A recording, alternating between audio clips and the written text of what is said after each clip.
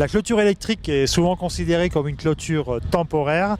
L'Acmé, un constructeur français depuis bientôt 60 ans, a développé un concept nouveau de clôture électrique permanente. Je vous propose de rencontrer Régis Albertini qui va nous exposer dans le détail les avantages de cette clôture électrique permanente.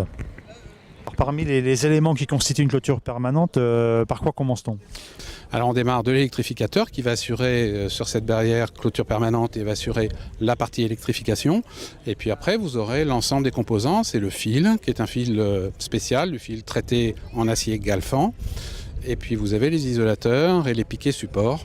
Comment arbitrer son choix entre un électrificateur à batterie et un électrificateur sur secteur? Alors majoritairement, et comme dans pratiquement toutes les clôtures électriques, il vaut mieux utiliser le courant électrique, courant EDF, qui offre plus de sécurité et durablement. Mais il y a des fonctions de clôture permanente qu'on peut très bien remplir lorsqu'on est dans la nature, assez loin. Donc là on utilise un Secure 500 qui est un appareil de 5 joules, pratiquement le plus puissant en autonome sur le marché, et qui vous permettra d'avoir une bonne protection sur cette clôture permanente. Alors au niveau des fils, des conducteurs, donc qu'est-ce qu'un bon conducteur durable? Alors en ce qui concerne la clôture permanente, donc, comme je l'ai dit, on a un fil d'acier qui est un fil avec un zinc alu comme revêtement, traité Galvan, et vous avez un fil de 2,5 de diamètre qui est capable de durer 25 ans, donc qui vous permettra surtout d'être résistant à un arbre qui tombe dessus ou toute agression extérieure qui risque d'abîmer la clôture. Donc le fil a la particularité d'être élastique et de permettre à la clôture de reprendre sa place. Qu'est-ce qu'un bon isolateur?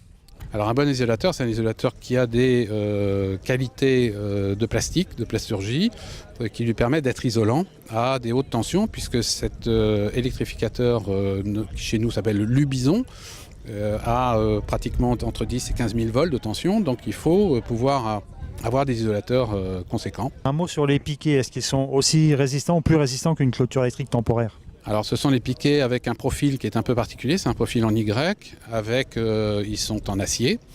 Et les isolateurs sont des isolateurs qui vont se mettre directement dessus et qui vont permettre le réglage de la hauteur des fils, puisqu'on peut mettre un, deux ou plusieurs fils.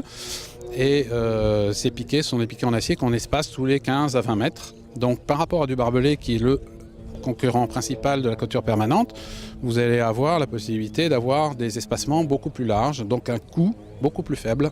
La prise de terre est un élément important de la qualité et de l'efficacité d'une clôture électrique. Qu'est-ce qu'une bonne prise de terre? Alors vous avez tout à fait raison d'insister sur la prise de terre, parce que pour les clôtures permanentes, il y a des très longues distances et on a besoin d'avoir une prise de terre qui soit démultipliée. Donc il faut 1, 2, 3, 4, 5 prises de terre en fonction de la qualité du sol. Les appareils ont des éléments de mesure et des éléments visuels qui permettent de vérifier la qualité de la prise de terre et le contrôle. Donc il faut les utiliser et ne pas hésiter à avoir 5 ou 6 prises de terre.